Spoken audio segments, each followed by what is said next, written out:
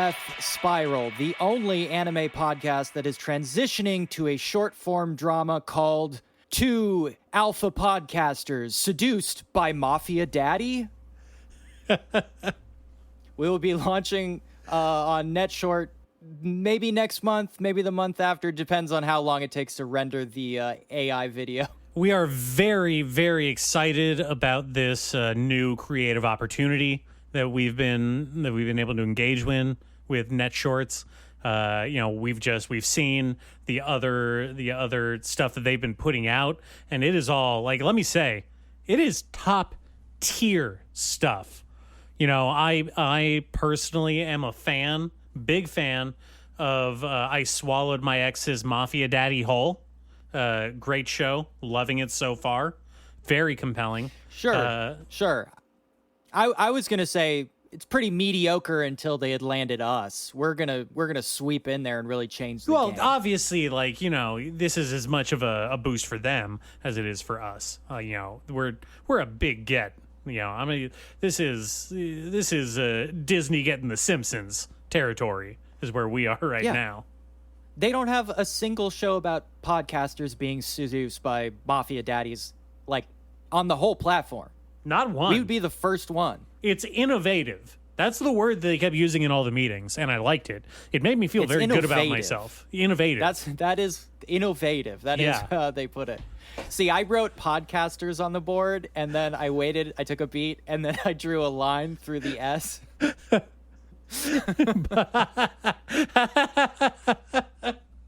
It's gonna be good. It's gonna be good. I hope you look forward to that. I don't get it. Next time I'll invite you to the pitch meeting. I didn't want to ruin it. In the meantime, I guess we're gonna still be an anime podcast up until then. It is our curse. Our burden. It is our curse. We are trying to infect you. I watched Undertone last night, which is a horror movie about being a podcaster, and it really made me deeply uncomfortable. Oh yeah. Yeah, struck a little bit close to home. Did it? They do two really weird things. One is they just go okay, ready, get into character, and then they just go without talking about it at all, which is very weird. Okay. And I don't like that they put it as, hey, get back into character when they go into the episode. That's very weird. We're not doing characters. No. We're like this. I hope people realize that we're just like this. Unfortunately, we are not doing characters. This is how I am. Never once have I even thought, oh, I should play a character on the podcast. That has never occurred to me. The other thing is that they would frequently start and stop. And to the point where sometimes they recorded one episode over like a week. It's very weird to me. They're not long episodes. Their podcast is like a creepypasta podcast. They just read creepypasta. So they're just telling creepypasta stories to each other. Why do they need to stop and start these recording sessions throughout the week? Why do they need to do that? Well, because one of them gets scared. Oh no, that story was too spooky. We've got to take a break before we finish the episode. Yeah, let's pick this up in a couple days. That is literally what the movie's about. It's a really dumb movie. I shouldn't say that. Actually, there are some really good elements to the movie. It's just that it's not a very well written movie. Yeah. Why don't we take a break, and then in a couple days we'll come back and we can finish talking about this. Yeah, I'm getting too uncomfortable talking about a podcaster movie.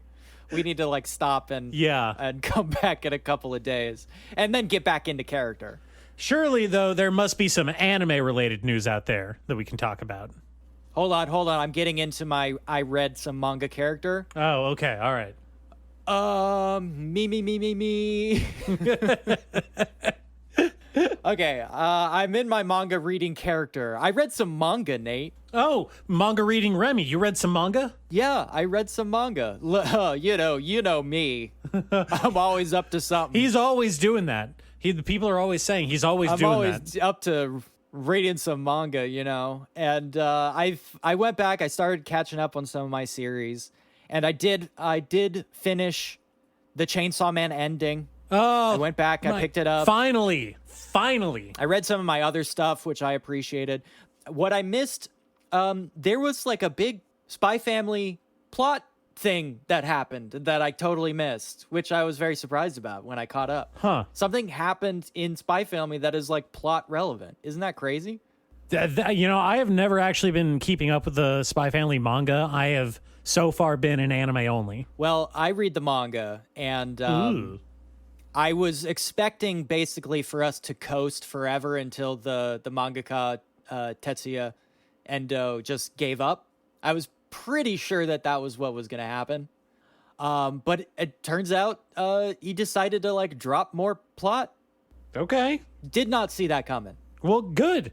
What I did see coming from a million light years away was this Chainsaw Man ending. All right, now we're getting into the meat of it. Apparently some people were caught off guard.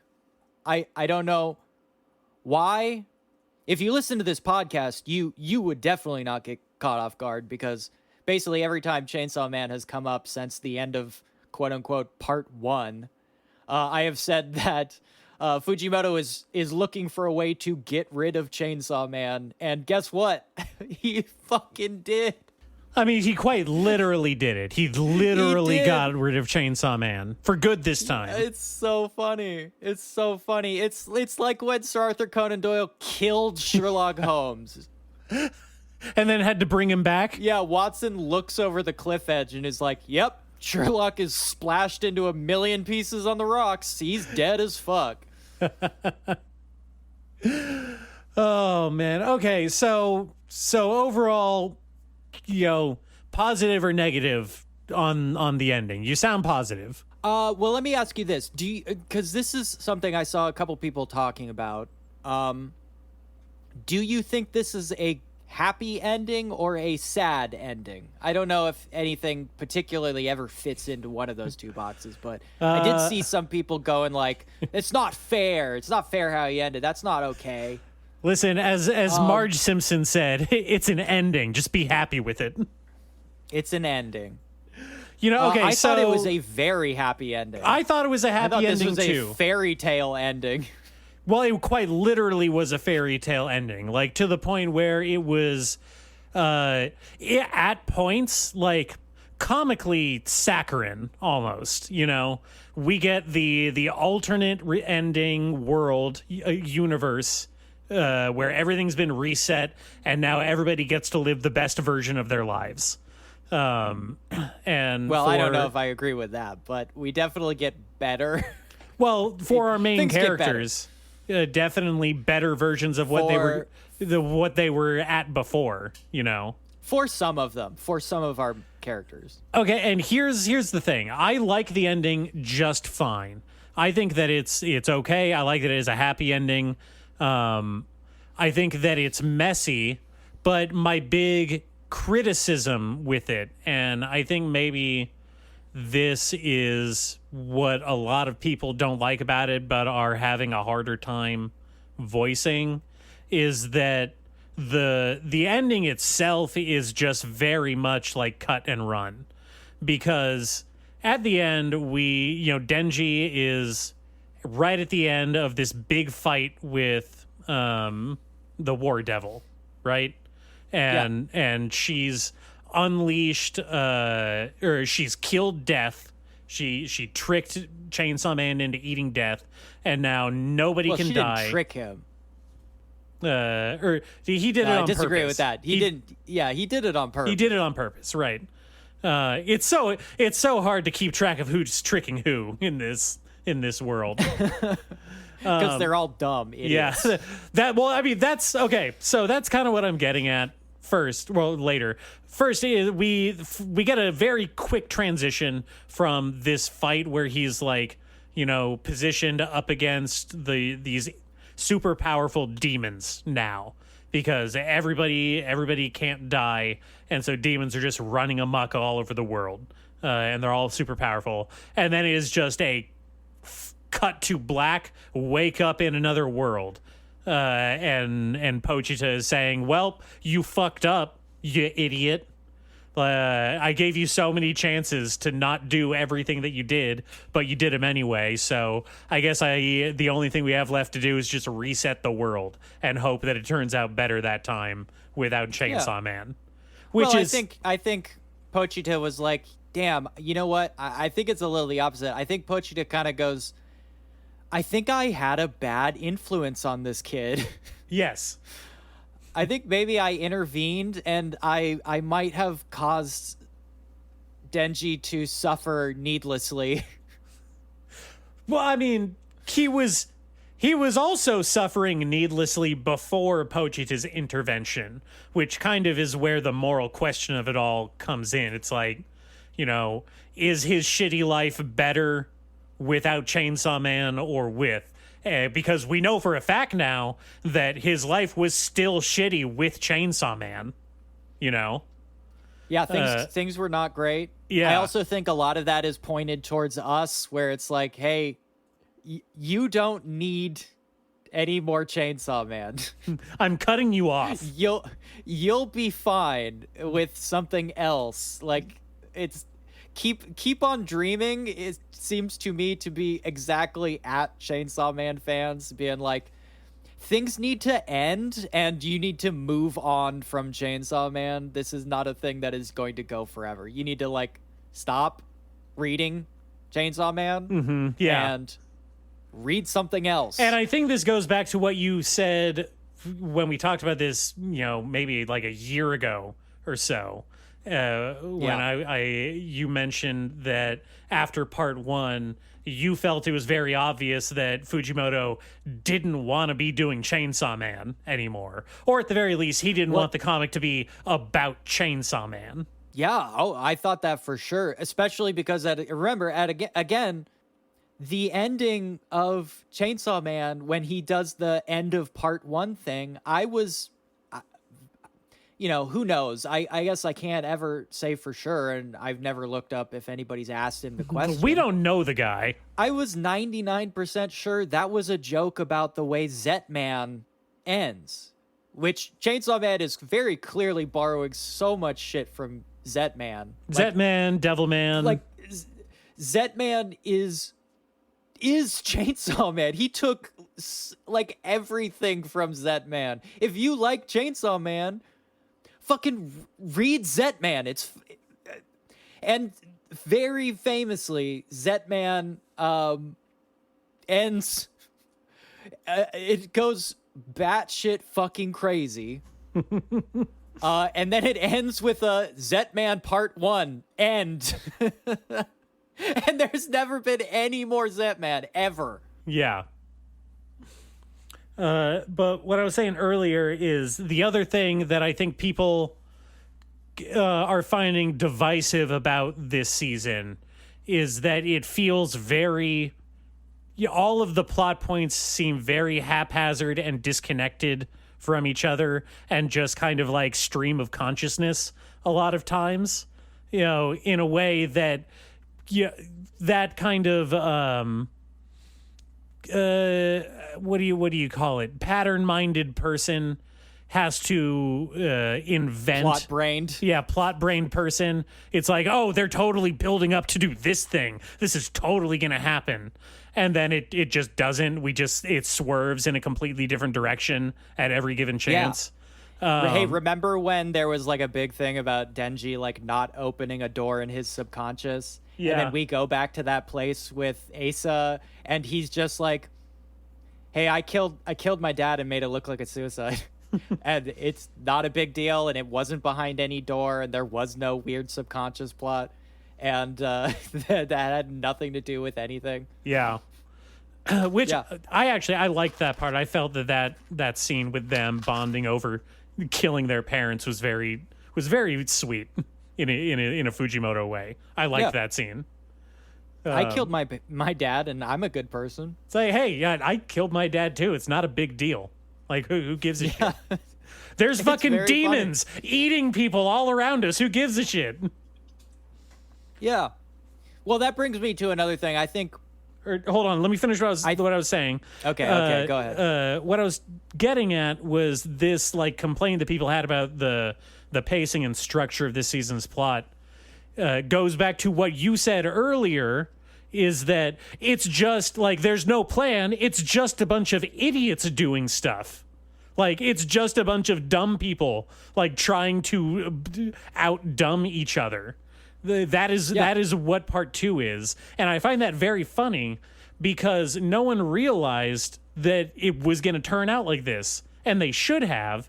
Because if you go and look at a bunch of interviews that Fujimoto did around like the beginning to mid-beginning of part 2, and he's talking about like, yeah, you know, I'm not really entirely sure yet what this whole season's going to be like, or what this whole arc is going to be like, but my biggest influence so far has been The Big Lebowski. Take that for what it is. It's like, oh, it's a bunch of idiots just trying to be smart around each other. Yeah. What if it was like stuff? What if it was just idiots doing stuff? What if the entire part 2 was just like stuff that happens? That'd be crazy, right?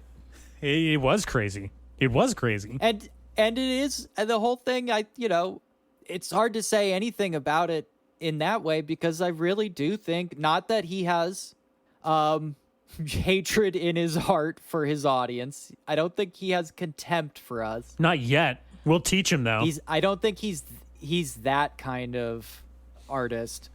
But I do think he's like, these people are just like on the hook. Like they don't really care. Like they're not going to be like, oh, this isn't up to my standard of Chainsaw Man quality. They're just eating the slop. So like, why should I give a shit? I tried really hard the first time around and I said, I'm done.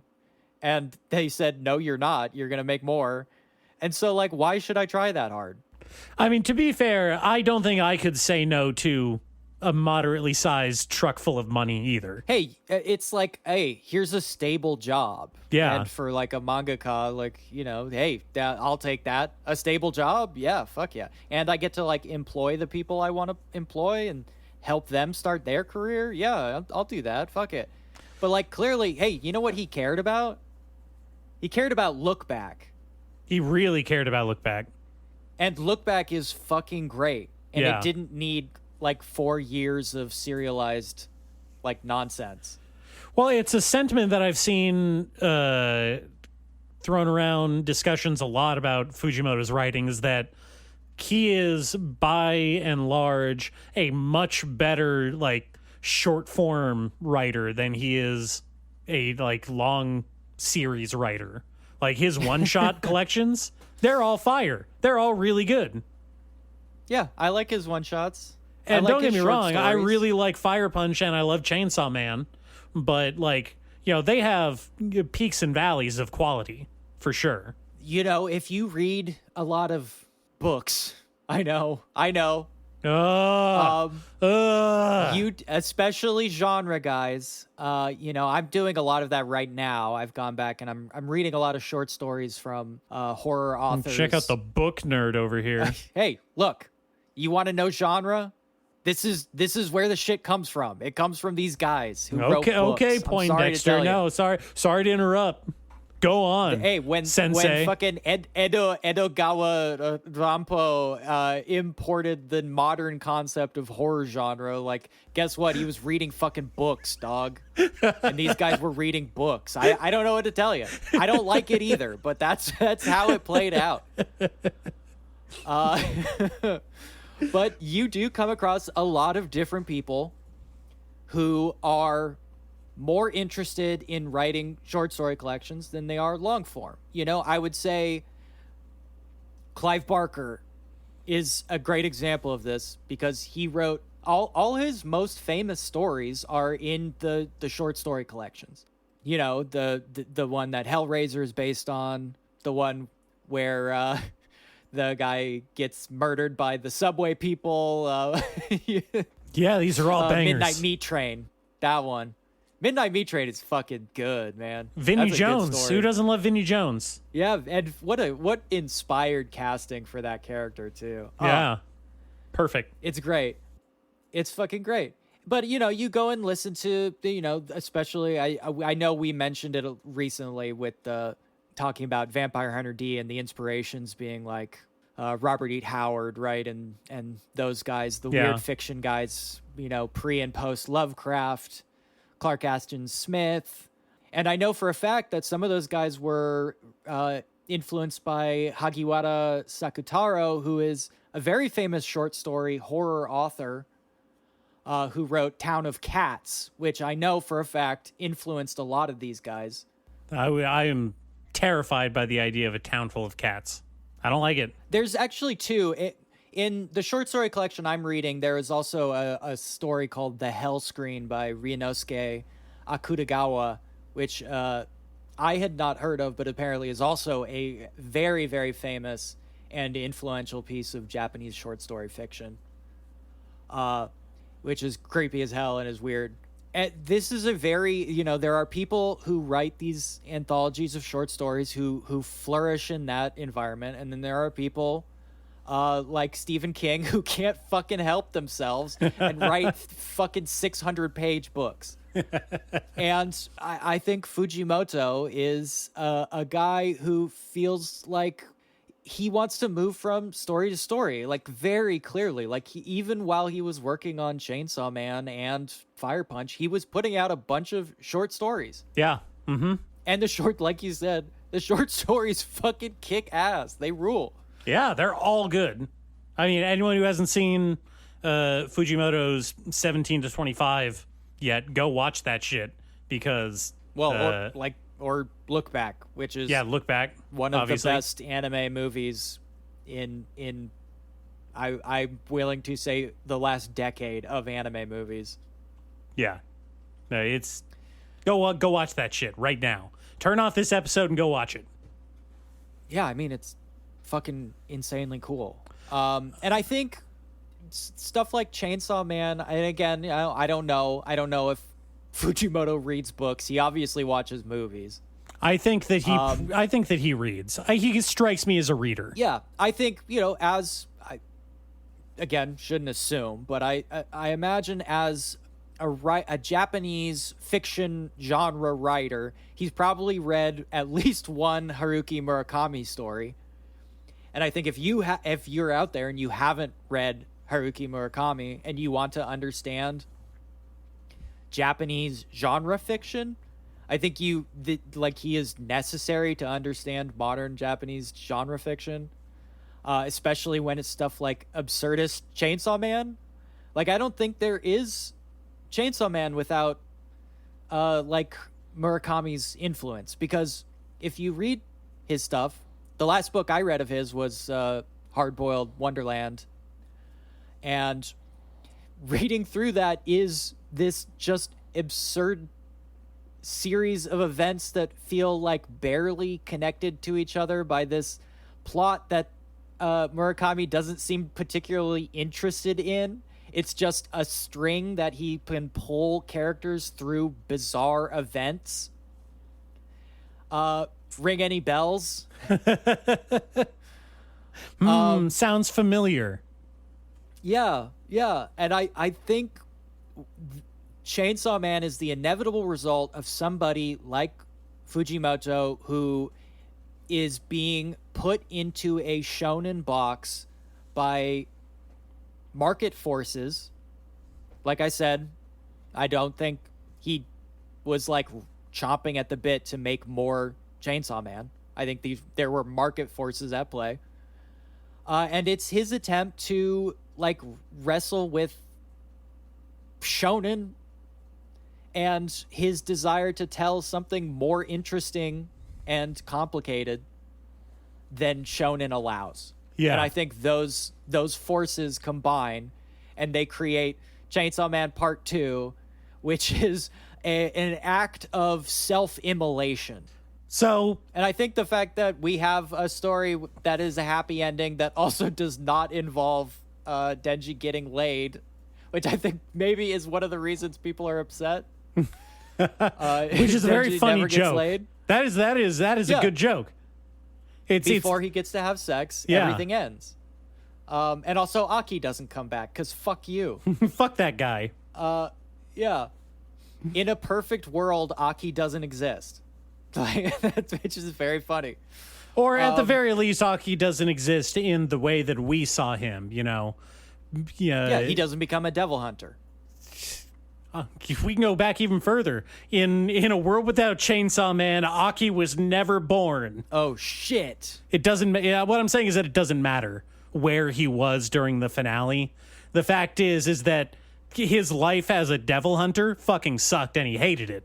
And when people kind of gloss over the fact that when we knew him in the series, he only had a year left to live because he kept giving his life away to devil contracts to kill devils. Yeah. And also to nothing. Yeah. I mean, that's literally why he smoked. Was who gives a shit?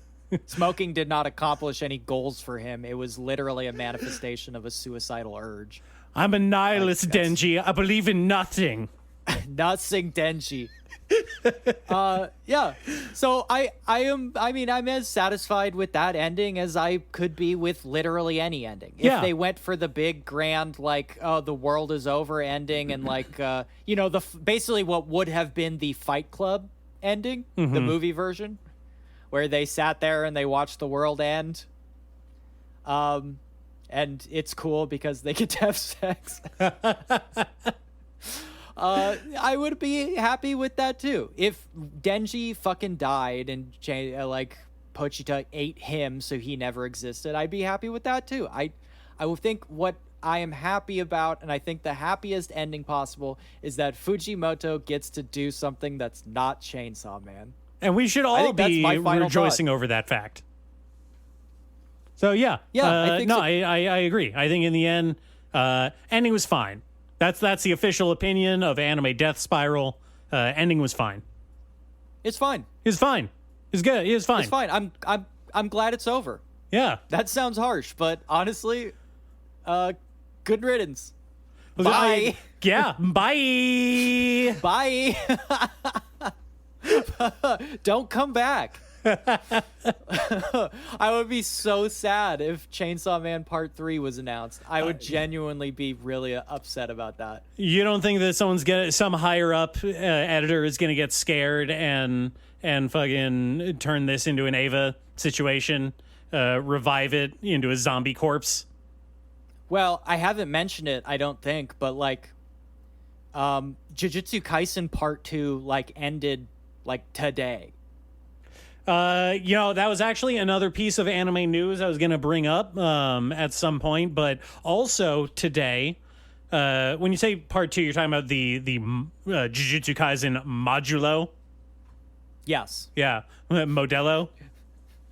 Modelo, yeah. Yeah. The most interesting Jujutsu. It ended, yes. Modulo ended today, and also Mappa announced the Jujutsu Kaisen Modulo anime. Very funny, because they have not finished the current running. No, but it was a clear declaration of intent of them saying yep, we're doing it. We're doing all of Jujutsu Kaisen. We're sticking with it. Yeah. This is our baby. Do you think they'll do the entire final fight as a movie? Because boy, does it drag. Yeah, maybe. Well, man. Let's save this topic for another episode because this ties in to a bunch of stuff I wanted to say about the Kaguya-sama special that I just watched and about changing endings to stuff. So let's put that on hold. Sure. We could talk about the very infamous Bokurano ending change. Yeah. That's also a good one. Okay, let me talk a little bit about some of the more interesting premieres that I watched. Oh, because I got a few more. My God, that's right. We're back. Anime Spring 2026 in spring. We got the anime premieres. We're still doing them. Anime Yeah, Spring Nate was very 2026. concerned with us being relevant and timely. That's why we're talking about the Chainsaw Man ending now. Yeah. And we're going to talk about some of the new series. I have a couple I can knock out pretty quick. All right. Because they're two that I've read the manga for. And probably I think I've talked about both of them on the show already. One is Liar Game. I watched the Liar Game. That is that the only death game this season, or is there another one?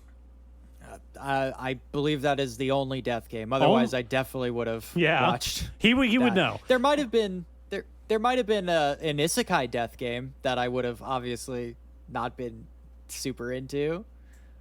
But I don't think so. Because I think even in that case, if it was a death game ending, death game takes priority over isekai. Yeah, for always, definitely. In the hierarchy. But I think we're pretty much done. We haven't had a rom-com death game in a while since I talked about that harem death game, which I liked a lot. That shit ruled. That was really good. I hope they animate that. I guess I've never actually checked if there was an anime for that. It could be. I'm finding new animes of stuff all the time. Doesn't seem like the kind of thing anybody would pick up. It's not very long, and the plot is kind of upsetting. But anyway, I watched Liar Game because I happen to like the manga quite a lot. It is a finished series, which is, always preferable in the adaptation game. We don't need filler. And this one in particular, I think, is more, well, I was going to say more accessible, but I'm not sure because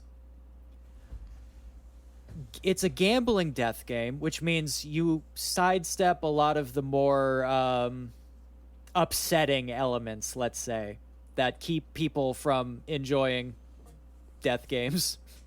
Well, I mean, the various... It depends on what you're classifying as upsetting, because the little I know about kaiji is like that's about gambling, but they still do some pretty messed up stuff to people in that story. Well, yes. I mean, the messed up thing about gambling death games is while there is not really a lot of on-screen violence, there's the much more realistic threat of like life-destroying debt, which makes a lot of people very uncomfortable for obvious reasons. I wonder why. Yeah, imagine that. And this one in particular, as you probably tell from the title, is about people like being very, very nasty to each other. But I think part of the Liar Game, I think that is a hard sell, despite being, like I said, I think more accessible, is that a lot of it is talking. There's a lot of characters just talking through logic problems. Yes. And, talking is maybe not the most compelling thing in anime. Characters just talking at each other. Not usually, no. It can be done to effect in some cases. Notably recently, See You Tomorrow at the Food Court is a show about two people just talking to each other, but they're like, charismatic and funny, and the writing is like pretty snappy. So it's actually kind of engaging and entertaining to follow along with. It's not too it's not your Glasses character pontificating about the physics quirks that he was able to exploit to make his daggers bounce off the wall and hit you from behind. Well, there's not a lot of that either. Well, and I've talked about it before again. But like Bakemonogatari is just very dense, like dialogue. Mm-hmm. Switching from monologues to dialogues. But as I've said in relation to lots of series where people have long conversations, The directorial choices to shoot those conversations are fascinating and interesting and compelling. Liar Game does not hit the highs of Bakemonogatari. I still like it. I like the manga and I like the concept, and I think this is one of the better death games. I really like the dynamic of basically the dumbest and most gullible girl in the world, who is also the most pure and honest and like sympathetic person in the world. Her dad is dying of cancer and she gets roped into this game that she doesn't want to play. And she does the one smart thing, the single smartest thing anybody does in the entire series, which is she goes to the god of swindling and begs him for help. And he basically tanks everything for her. He carries her ass through the entire game. Not to spoil, but like, come on. Okay, so she's just cheating. If you have a god working for you, that's cheating, man. He is just the god of swindling. He is not an actual god. He is a guy who recently got out of jail. Oh, that's just a title. That's just a title that has been... Yeah, okay, I see. Yeah. Well, you can't be sure. You know, so he may actually be a divine being of trickery sometimes. Well, we know all the various incarnations of Ebisu in anime. But no, it is not any kind of luck god or cleverness god. It is a guy who is a legendary con man. So in a liar game, you want him in the tank, and that this is her first and only good call, and it's the best one she's ever made. And so we have our pure anime girl who's compelling and sympathetic, and you desperately want her to defeat her horrible enemies who are taking advantage of this pure girl whose dad is dying of cancer. And then we have the rough on the outside but secretly heart of gold, like ultra swindler who is going to destroy these people in order to protect her. That's the most compelling concept you can get.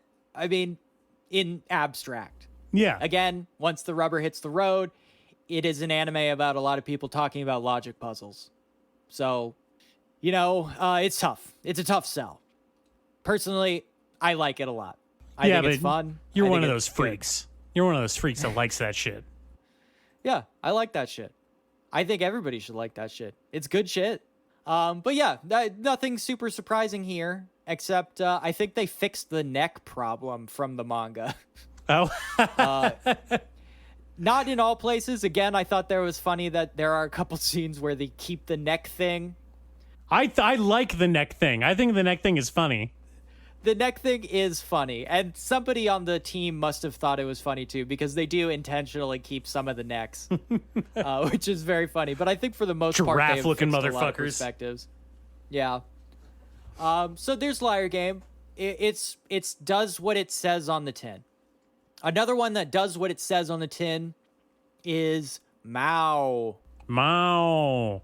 Yes. Mao. The Rumiko Takahashi. Yes, which I was going to bring up when we were talking about Hiromu Arakawa, because we have yet another returning heavyweight, another woman, legendary woman mangaka, coming back with a new series.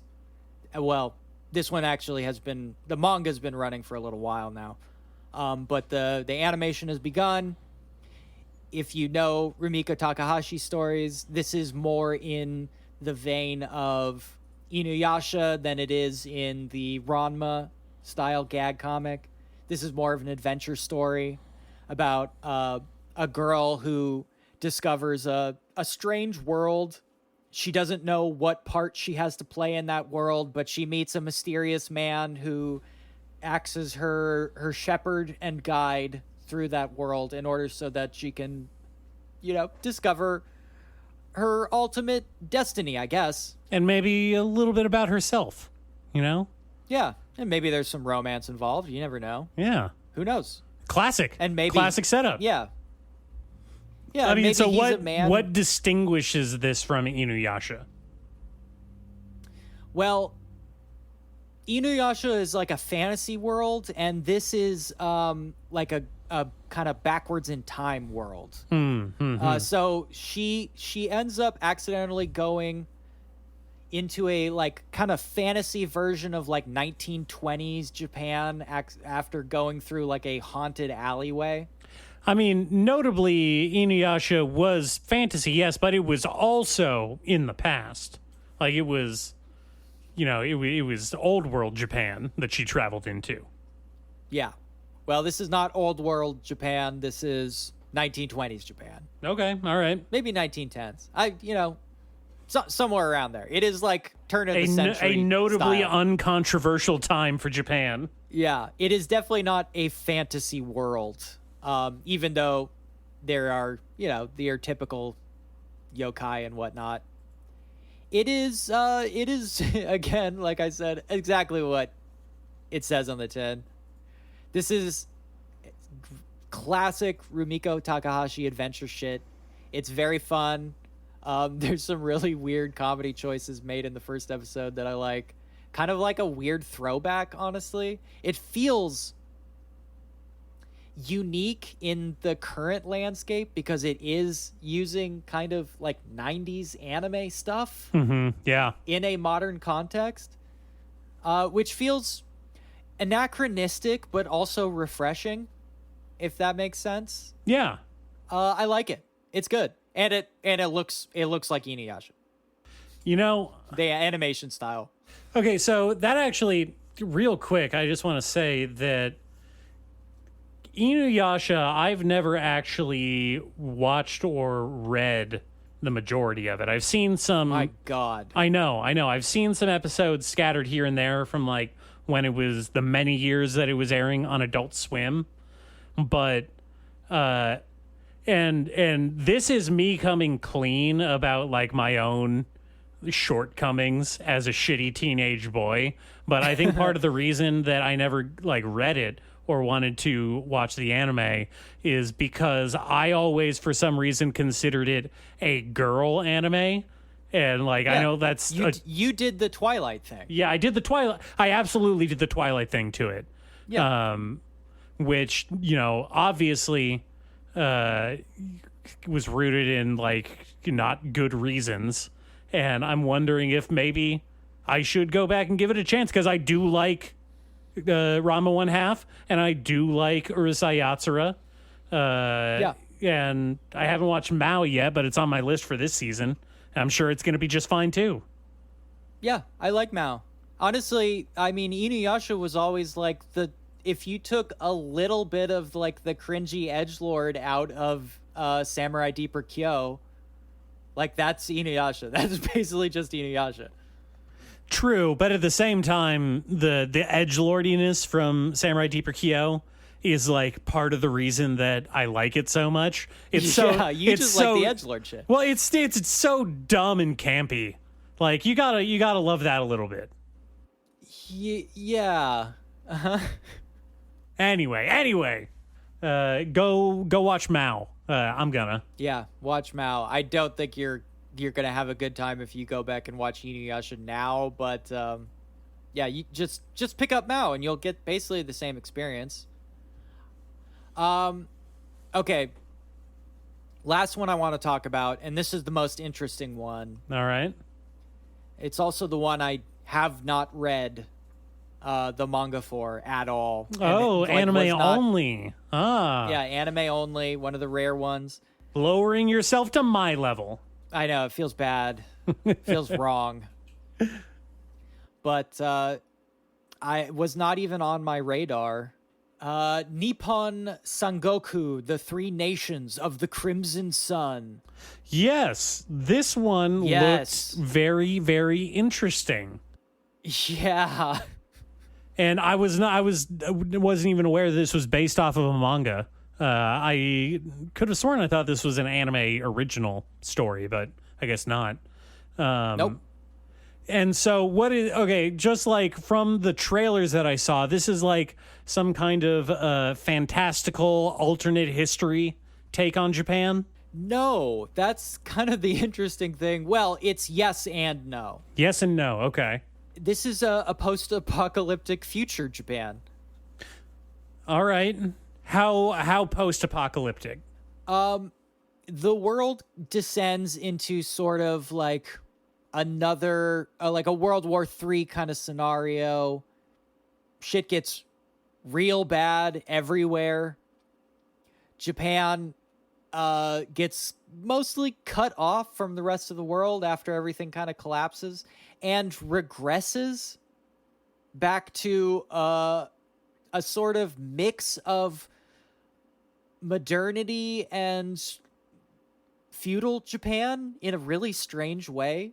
Okay, and do they set up this society somehow without reverting to like authoritarian serfdom?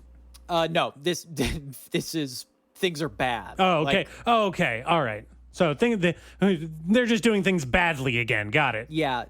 And but it's interesting because there are relics of the old world.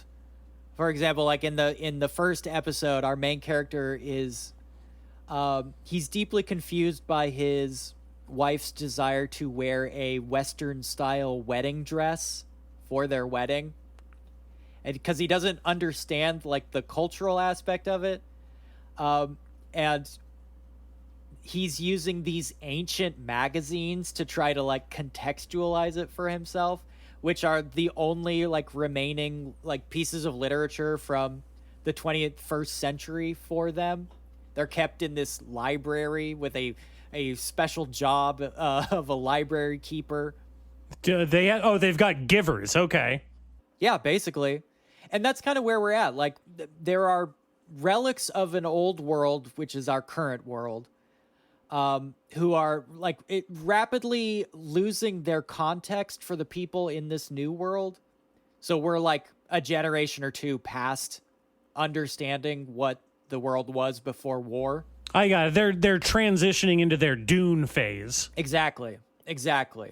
But at the same time, we are doing an alternate history world because it is the three warring states, and our main character is a deeply calculating politician, I'm not sure, aspiring politician warlord, I guess. So is he intentionally supposed to be like a Nobunaga surrogate character? I don't know enough about Nobunaga to say if there are a lot of meaningful parallels, but I guess so. I think maybe there is definitely some of that. Okay.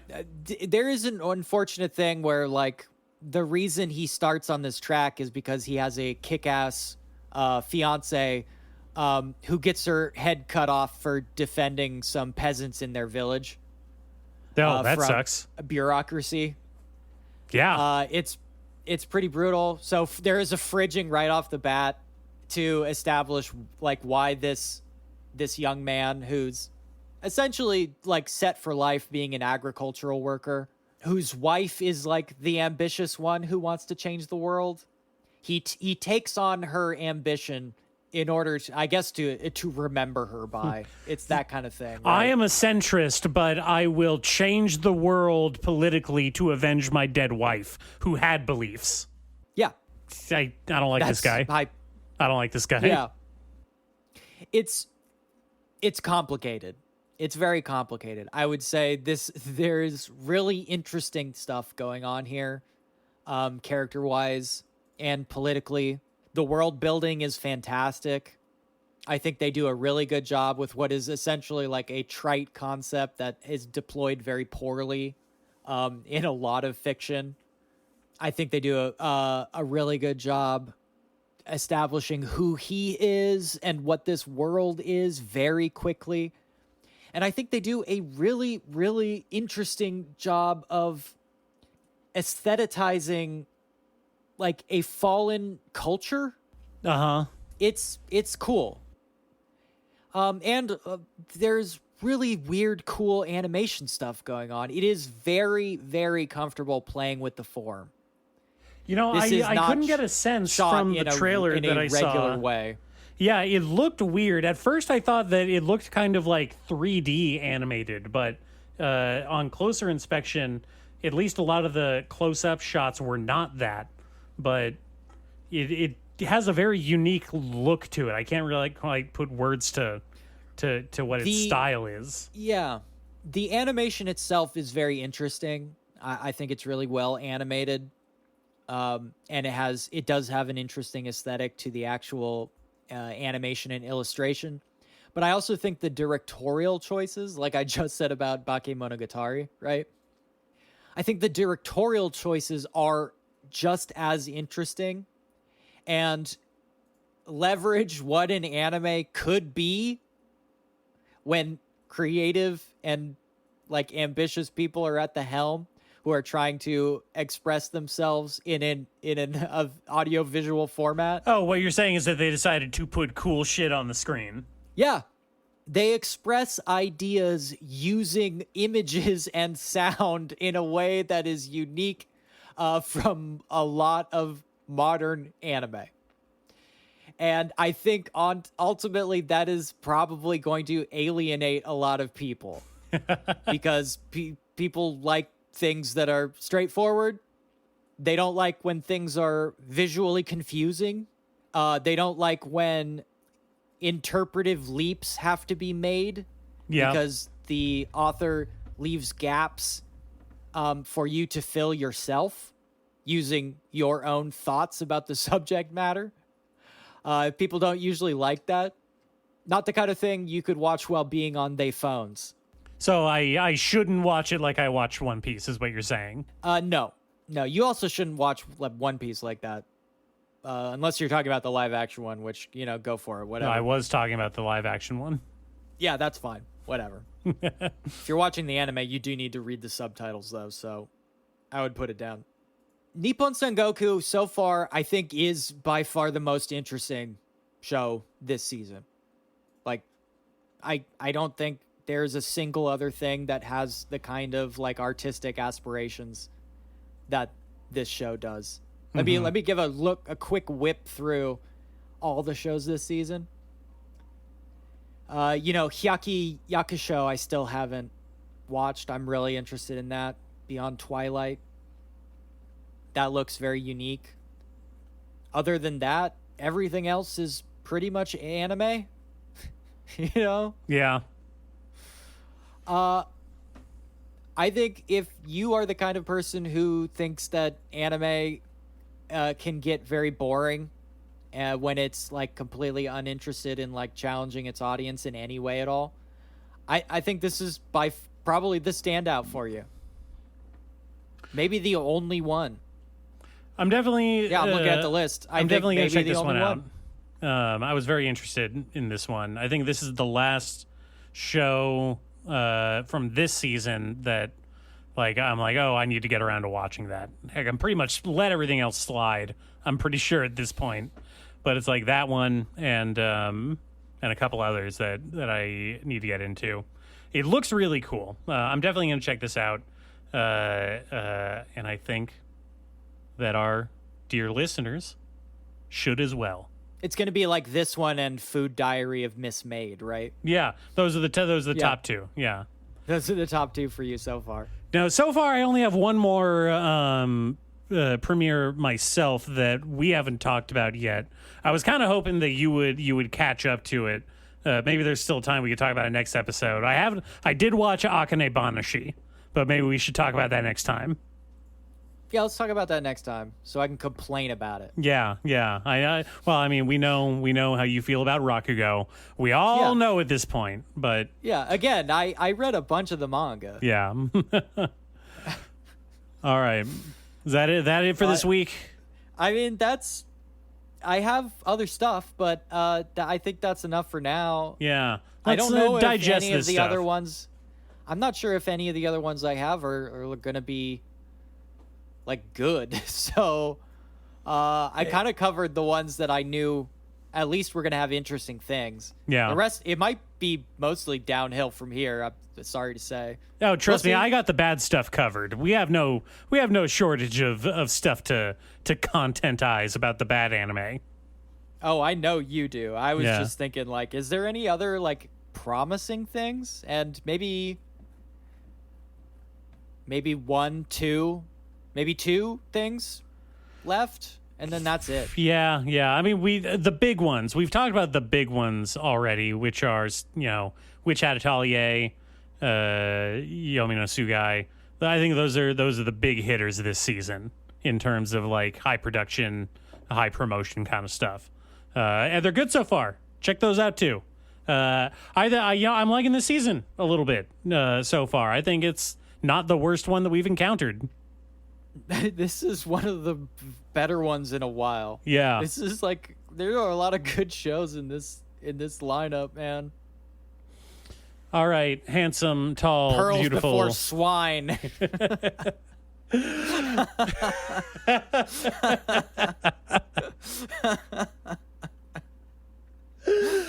Oh, all right. Bye. Okay, bye. I'm getting out of character now. Yeah.